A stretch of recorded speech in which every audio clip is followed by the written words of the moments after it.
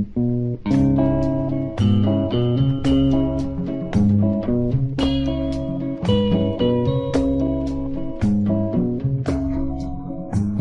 Kaisiepo lahir di Wardobia, Hindia Belanda pada 10 Oktober 1921. Wafat di Jayapura, Papua pada 10 April 1929. Frans Kaisiepo adalah salah satu seorang tokoh yang mempopulerkan lagu Indonesia Raya di Papua saat menjelang Indonesia merdeka. Frans terlibat dalam pemberontakan di Biak pada Maret 1948, memprotes pemerintahan Belanda. Pada tahun 1949, ia menolak penunjukan sebagai pemimpin delegasi Nugini Belanda dalam konferensi meja bundar Belanda-Indonesia karena ia merasa Belanda berusaha mendikte dia. Karena perlawanannya, dia dipenjarakan dari tahun 1954 hingga 1969. Setelah dibebaskan dari penjara pada tahun 1961, ia mendirikan Partai Irian yang berupaya menyatukan Nugini Belanda dengan Republik Indonesia. Untuk membayangkan dekolonisasi Nugini Belanda, Presiden Soekarno berpidato yang mendirikan Trikora, Tri Komando Rakyat, pada 19 Desember 1961 di Yogyakarta. Tujuan komando itu adalah membatalkan pembentukan negara Papua yang diciptakan oleh kekuasaan kolonial Belanda, mengibarkan bendera Indonesia di Irian Barat. Dengan demikian, menegaskan kedaulatan Indonesia di daerah tersebut, mempersiapkan mobilisasi untuk mempertahankan kemerdekaan dan penyatuan tanah air. Pada masa hidupnya, beliau juga pernah menjabat menjadi gubernur Irian dan berupaya untuk mempromosikan Papua sebagai bagian dari Indonesia. Hal ini mendorong dukungan di dalam negara untuk opsi penentuan pendapat rakyat untuk penyatuan sebagai lawan dari kemerdekaan penuh. Meskipun ada tentangan besar dari sebagian besar penduduk asli Papua. Pada tahun 1969, Irian diterima di Indonesia sebagai Provinsi Irian Jaya, kemudian sekarang menjadi Papua. Atas upayanya mempersatukan Papua dengan Indonesia, ia terpilih menjadi anggota parlemen untuk Papua pada pemilihan Majelis Permusyawaratan Rakyat tahun 1973 dan diangkat menjadi Dewan Pertimbangan Agung pada tahun 1977 sebagai wakil untuk urusan Papua. Frans meninggal dunia pada 10 April 1979. Ia dimakamkan di Taman Makam Pahlawan Cendrawasih di Biak.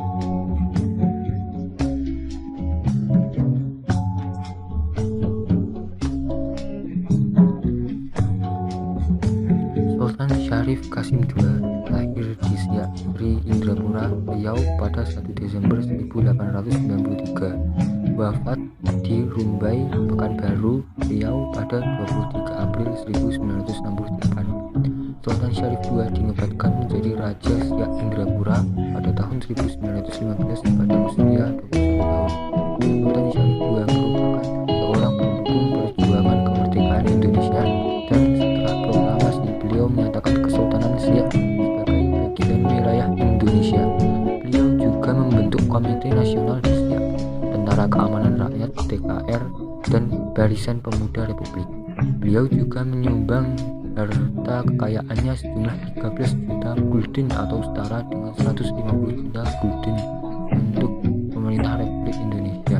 Bersama dengan Sultan Serbang, dia juga berusaha membujuk raja-raja di Sumatera Timur lainnya untuk turut memihak Republik Indonesia. Namanya kini diabadikan untuk Bandar Udara Internasional Sultan Syarif Qasim II di Pekanbaru. Beliau meninggal pada umur 74 tahun dan dikebumikan di Pekanbaru, Riau.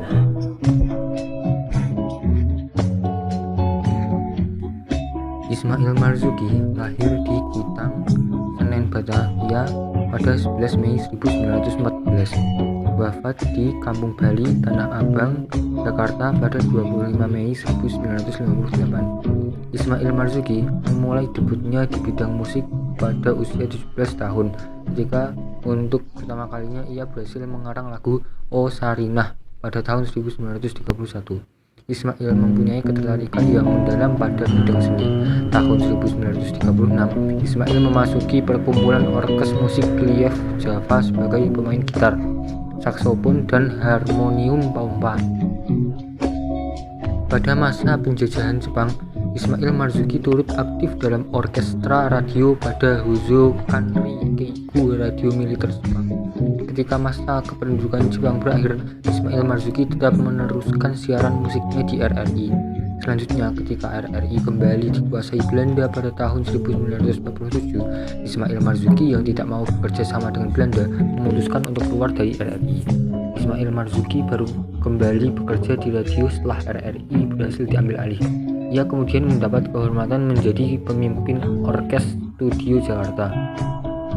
Pada saat itu, ia menciptakan lagu pemilihan umum dan diperdengarkan pertama kali dalam pemilu 1955. Lagu ciptaan karya Ismail Marzuki yang paling populer adalah Rayuan Pulau Kelapa yang digunakan sebagai lagu penutup akhir siaran oleh stasiun TVRI pada masa pemerintahan Orde Baru. Ismail Marzuki mendapat anugerah penghormatan pada tahun 1968 dengan dibukanya Taman Ismail Marzuki, sebuah taman dan pusat kebudayaan di Salemba, Jakarta Pusat. Pada tahun 2004, dia dinobatkan menjadi salah seorang tokoh pahlawan nasional Indonesia. Ismail Marzuki tutup usia pada umur 44 tahun pada 25 Mei 1998 di kediamannya, kawasan Tanah Abang, Jakarta Pusat, karena penyakit paru-paru yang dideritanya.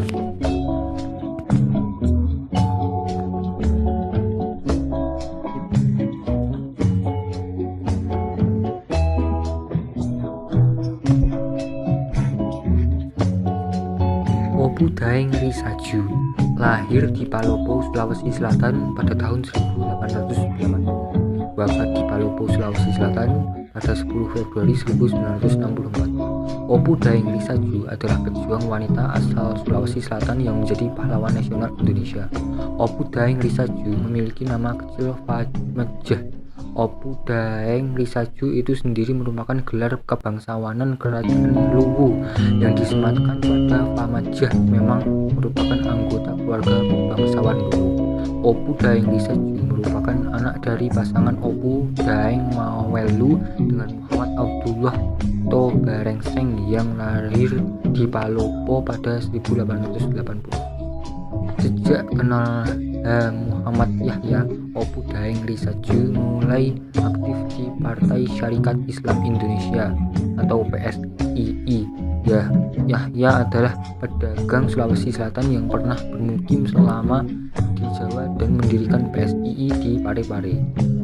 Setelah bergabung, Opu Daeng Risaju dan suaminya membuka PSII di Palopo pada 14 Januari 1930. Peresmian PSII Palopo disertai rapat akbar di Pasar Lama Palopo, sekarang Jalan Landau. Rapat dihadiri pemerintah Kerajaan Luwu, PSII, pusat pemuka masyarakat dan masyarakat umum. Hasil rapat meresmikan Opu Daeng Risaju sebagai ketua, sedangkan saudaranya Mudehang sebagai sekretaris. Mudehang dipilih karena dia tamatan sekolah dasar 5 tahun yang bisa membaca dan menulis, akan tetapi pada masa kependudukan Jepang tidak banyak kegiatan yang Opu Daeng Risaju lakukan di PSII. Ini disebabkan karena pemerintahan Jepang melarang adanya kegiatan politik organisasi pergerakan kebangsaan termasuk PSII. Opu Daeng Risaju mulai kembali aktif pada masa revolusi di Luwu. Karena dukungan dari rakyat yang sangat besar, pihak Belanda mulai menahan Opu agar tidak melanjutkan perjuangannya di PSII. Pihak Belanda yang bekerja sama dengan Kontroleur Afdeling Masamba menganggap Opu menghasut rakyat dan melakukan tindakan provolatif agar rakyat tidak lagi percaya kepada pemerintah. Akhirnya Opu diadili dan dicabut gelar kebangsawanannya. Tidak hanya itu, tekanan juga diberikan kepada suami dan pihak keluarga Opu agar menghentikan kegiatannya di PSII.